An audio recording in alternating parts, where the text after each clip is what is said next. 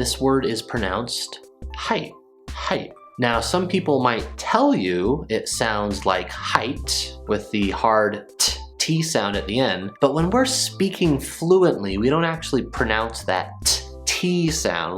We close off that T sound, and the way that I'm doing that, I notice height, height. My tongue is going up to the roof of my mouth and sort of cutting off the sound. So I don't actually get to the T, I just height, height. In slow motion, high, high. So really it's just the word high followed by a cutoff that would imply that there's a T there, but there's not actually a T. This is similar to words that rhyme with height, like fight or night. The other night, I got into a fight about my height with my friend because I said I was 7 feet tall and he said, that's not true. And I was lying, I'm not 7 feet tall.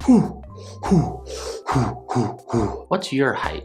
Let me know in the comments below. And if you want to learn how to pronounce every single sound in American English, go ahead and click on this video.